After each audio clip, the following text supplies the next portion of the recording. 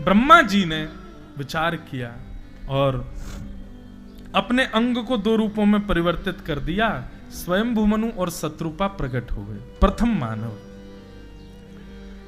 इनके तीन पुत्री और एक पुत्र हुए। आकुति, देवहूति, प्रसूति, तीन पुत्री हुई। अब यहां पर प्रथम पुत्री की कथा आती है, देवहूति। बहुत ध्यान से सुनना। देवहूति माता का विवाह कर्दम ऋषि के साथ में हुआ। कर्दम ऋषि ब्रह्मा जी की छाया से प्रकट हुए थे। कर्दम ऋषि ने 1000 वर्ष तक भगवान की तपस्या की और भगवान जब प्रकट हुए तो भगवान से मांगा कि नाथ मुझे एक ही वरदान चाहिए कि तथा सचाहम परिवोडुकाम समान शीलाम ग्रह में दधेनु उपेवान मूलम शेष मूलम दुराशय काम दुदांग्र पश्य।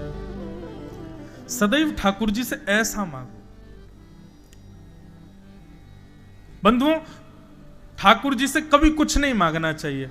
लोग कहते हमारे संतान नहीं है, ठाकुर जी से मत मांगो। हमारा व्यापार नहीं चल रहा, ठाकुर जी से मत मांगो। हमारे घर ने औरों की क्या, हम खुद मना करते हैं कि ठाकुर जी से मत मांगो।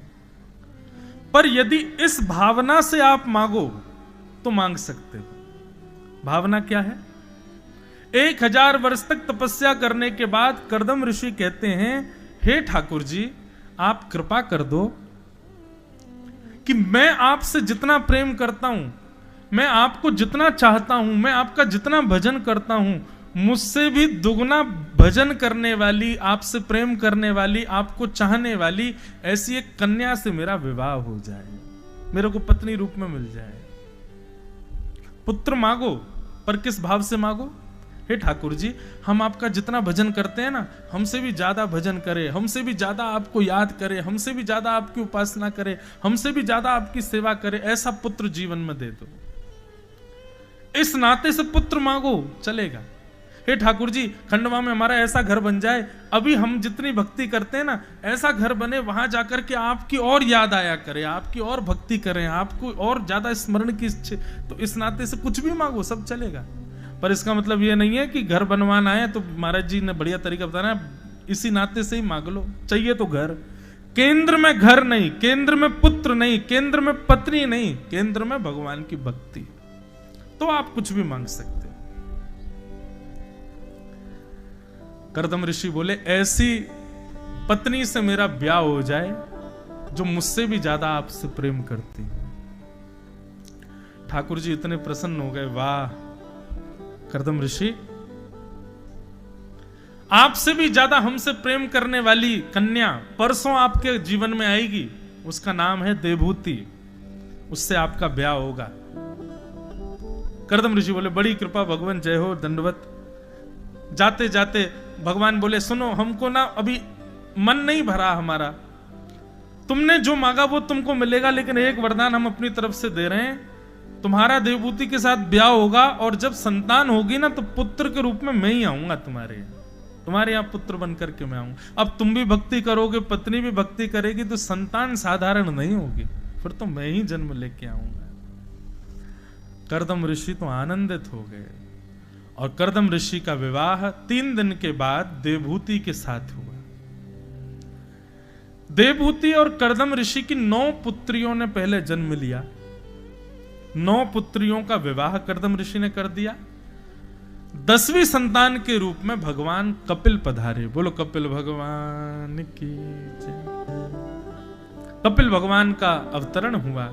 अवतरण होते ही ज्यादा बाल्यावस्था में नहीं रहे ठाकुर जी, अपने आप ही थोड़े पौगंड अवस्था की ओर आ गए। भगवान से प्रार्थना करके श्री कर्दम ऋषि तो वन में चले गए। देवहूति माता को ज्ञान उपदेश भगवान ने किया। माता देवहूति को पता है कि मेरे पुत्र साक्षात भगवान हैं। देवहूति माता ने कहा यह अवसर बार बार नहीं आएगा, अपने जीवन का उद्धार कर लूं, पूछ लूं ठाकुर जी से। और देवहूति माता ने भगवान की स्तुति गाते हुए ठाकुर जी से कुछ प्रश्न किए। इसी को कपिल देवहूति संवाद कहते हैं। देवहूति माता प्रश्न कर रही हैं, थोड़ा सा सुनो। भगवान कि निर्विणा नितराम भूमल असद इंद्रिय तर्षणा येन संभाव्यमानेन प्रपन्नान्धम तम प्रभु। प्रभु हमारे शरीर की 10 इंद्रियां हमको अपनी ओर खींचती हैं। आंख कहते हैं सुंदर दृश्य दिखाओ, जीभ कहती है सुंदर स्वाद चखाओ, कान कहते हैं सुंदर गीत सुनाओ, हाथ कहते हैं सुंदर स्पर्श कराओ, पैर कहते हैं घुमाने ले जाओ। और हम इन 10 इंद्रियों की सेवा में पूरा दिन व्यतीत करते हैं। लेकिन ठाकुर जी इन इंद्रियों की इच्छा पूरी क्यों नहीं होती? एक बार जीव को मनचाही वस्तु दे दी तो फिर जीव की इच्छा पूरी हो जानी चाहिए, वो पुनर्प्रकट क्यों हो जाती है? एक बार में हमारे मन को शांति क्यों नहीं मिलती? बार बार इच्छा क्यों होती है भोग भोगने की? ऐसा कोई उपाय बताओ कि हमारी इंद्रियों की इच्छा समाप्त हो जाए। प्रश्न समझ आ गया? भगवान कपिल उत्तर दे रहे हैं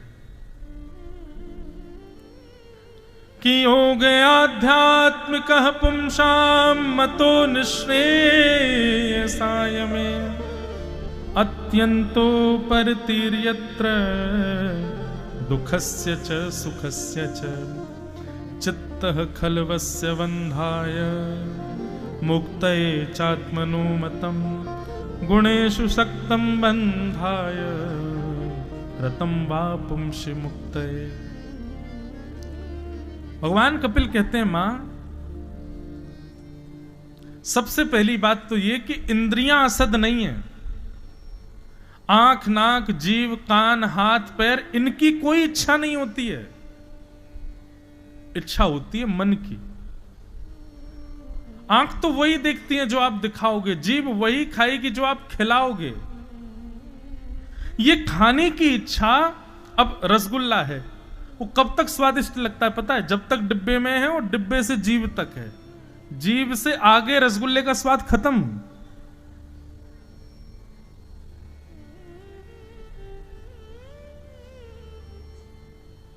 ये इंद्रियों की इच्छाएं नहीं है, ये मन की इच्छा है मां। इंद्रिय को तो आप कुछ भी दे दो, वो सब ग्रहण कर लेती है। बीमार होने पर ना खाई जाने वाली दवाइयां भी खाते हैं ना हम लोग, इंद्रियों पर वश करके। कभी कभी हमारी स्थिति नहीं होती लेकिन फिर भी उस वस्तु का सेवन करते हैं जो जरूरी है हमारे लिए। इसका मतलब क्या है? इंद्रियों की इच्छा नहीं होती। और बल्कि मैया ये इंद्रियां तो बड़ी बड़ी निपुण हैं। मैं अगर आंख नहीं हो तो मुझे देखोगी कैसे? कान नहीं हो तो मुझे सुनोगी कैसे? जीव नहीं हो तो मेरा प्रसाद कैसे लोगी? हाथ नहीं हो तो मेरे कीर्तन में करताल कैसे बजाओगी? यदि इंद्रियां नहीं होंगी तो मैं भी तो नहीं मिल पाऊंगा ना। तो इन इंद्रियों को आप असद नहीं कह सकती हो। असद इंद्रियां नहीं है, असद मन है। और मन के बिगड़ने का एक ही उपाय है, एक ही कारण है बस। वो क्या है? संगति, संग दोष। अच्छा, संगति के नाम पर कई लोग सोचते हैं केवल मित्रता, परिवार, जिन लोगों के हम संग रहते हैं उसी को ही संगति कहते हैं। नहीं, हर वो वस्तु जो आपके तन के पास है वो सब संगत कहलाता है। वस्त्र भी सत्संग है, भोजन भी सत्संग है, चेहरे पर क्या लगाना है क्या नहीं लगाना यह भी सत्संग है, गले में कौन सी प्रकार की माला पहननी है यह भी सत्संग है, इत्र लगाना है कि परफ्यूम लगाना है यह भी सत्संग है। इन सब से हमारे मन पर प्रभाव पड़ता है। हम क्या खाते हैं, क्या पहनते हैं, कैसे रहते हैं, कि कहां जाते हैं, क्या सोचते हैं, क्या विचार, ये सब सत्संग का स्वरूप है।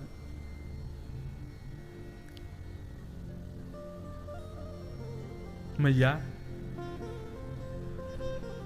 आपने यदि अपना संग सुधार लिया तो मन सुधर जाएगा, और मन सुधर गया तो इंद्रियां अपने आप सुधर जाएंगी।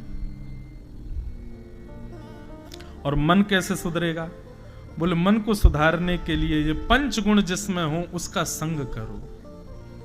5 गुण कौन कौन से? तितिक्षवः कारुणिका सुहृदः सर्वदेहिनाम अजात शत्रवः शांता साधवः साधुभूषणा। कौन कौन से 5 गुण है? पहला गुण सहनशीलता, पेशेंस। हमको कैसे व्यक्ति के साथ रहना चाहिए, उसमें ये 5 लक्षण होने चाहिए। सबसे पहला है सहनशीलता, पेशेंस। है? आपने देखा किसी में? किसी में देखा? क्यों नहीं देखा? क्योंकि आप में खुद में भी तो नहीं है। हम दूसरे को देखने जा रहे हैं, पर क्या ये 5 हमारे भीतर हैं, ये देखना। पेशेंस पहला। तितिक्षव दूसरा, कारुणिका। कारुणिका मतलब दया। तीसरा, सुहृदः सर्वदेहिनाम। जितने भी लोग हैं सबका भला मन में आना। मेरे हैं तो मेरों के भी भलाई है, पड़ोसी के भी अच्छे हो, उनके भी अच्छे जाएं, उनके भी बच्चे अच्छे हों, ऐसा विचार, इसको कहते हैं सुहृदः सर्वदेहिनाम। और चौथा लक्षण अजात शत्रवः, किसी से शत्रुता नहीं। और 5वां और अंतिम लक्षण शांता, कम बोलने वाला, अल्प शब्दों का प्रयोग करने वाला। ये 5 लक्षण जब किसी में हो और आप उसके संग रहना प्रारंभ कर देते हैं तो निश्चित है मां, आपका मन जो है ना वो अपने आप सुधर जाएगा।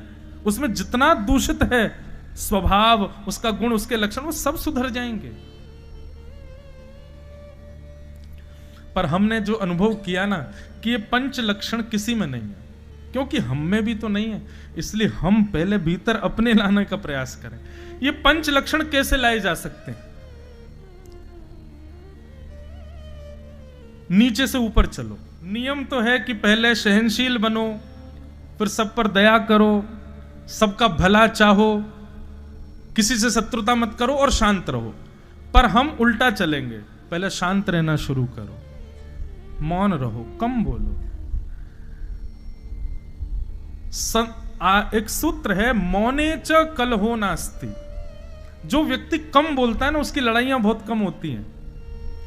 और जो बात बात पर कभी किसी मोहल्ले में लड़ आया, कभी किसी घर में लड़ आया, कभी पत्नी से लड़ लिया, कभी बच्चों से रूठा बैठा है, निश्चित है वो बोलता बहुत होगा। बहुत बोलने वाले व्यक्ति की लड़ाई बहुत होती है। कई लोग मुझे घूर रहे हैं, बोले आपकी भी होती होगी, फिर तो 2-2:30 बजे से बोले ही रहे हो। मैं फिर कहूं ये बोलना नहीं है, ये बोल थोड़ी रहे। हम तो मौन हैं 2 बजे से। भगवत चर्चा को मौन माना गया। तो सबसे पहले मौन रहना शुरू करो, कम बोलो। कभी कभी मुझे लगता है ठाकुर जी क्यों नहीं बोलते। सूरदास जी से बोलते थे, मीराबाई से बोलते थे, कबीर दास से बोलते थे, धुनी वाले दादाजी से भी बोलते थे। हमसे क्यों नहीं बोलते? सामने वाला तब बोलता है जब वातावरण शांत हो। मंदिरों में हल्ला देखा है आपने कितना है? तो ठाकुर जी मौन बैठे रहते हैं, तुम ही बोल लो अपनी। हम बोलने देते कहां है ठाकुर जी को? अपनी सुनाने से फुर्सत नहीं हमें। कई लोग कहते हैं महाराज जी हम सोच के बहुत जाते हैं, पर मंदिर में जाके हम सब ब्लैंक हो जाते, कुछ बोल ही नहीं पाते ठाकुर जी से। ये बहुत बड़ी कृपा है आपके ऊपर ठाकुर जी की, कि आप मंदिर में जाके भूल गए। कई लोग तो लिस्ट बना के लाते हैं, नहीं, बहुत बड़ी कृपा है कि आप ठाकुर जी को देखते ही भूल जाते हो कि हम कहने क्या आए थे। मौन, मौन रहोगे तो आपके भीतर अपने आप आपका कोई शत्रु नहीं होगा, जो चौथा लक्षण है। मौन व्यक्ति का शत्रु नहीं होता। तो 2 लक्षण आ गए, मौन आ गया, अशत्रुता आ गई। अब तीसरा लक्षण क्या था? सबका भला चाहना। जब कोई शत्रु होगा ही नहीं तो अपने आप सबका भला होगा, अपने आप सबके भले की इच्छा रखोगे। तो मौन हो गए, अशत्रुता हो गई, सबके भले चाहने की इच्छा। फिर आ गया चौथा, दया। जब सबका भला चाहोगे तो निश्चित है दया से ही चाहोगे। और जब ये 4 लक्षण आएंगे तो पहला सबसे कठिन लक्षण अपने आप आएगा, सहनशीलता। ये 5 लक्षण, ये भागवत की फिलॉसफी है, इसको दर्शन शास्त्र कहते हैं, जो अभी हम सुन रहे हैं, कपिल देवभूति संवाद। इसी को ही संस्कृत में सांख्य शास्त्र कहा जाता है, हिंदी में दर्शन शास्त्र, इंग्लिश में फिलॉसफी। बहुत अद्भुत है। अगर कोई व्यक्ति एक एक श्लोक कपिल देवभूति संवाद का पढ़ ले, उसको जीवन में कभी कोई संशय नहीं हो सकता, और वो जिसको देखेगा, जहां देखना चाहेगा, वहां ठाकुर जी का दर्शन कर सकता है, ऐसी दृष्टि मिल जाएगी। तो भगवान ने इस प्रकार ये पंच लक्षण बताए। मैया ने और भी कई प्रश्न किए, सबको हम प्रणाम करते हैं। और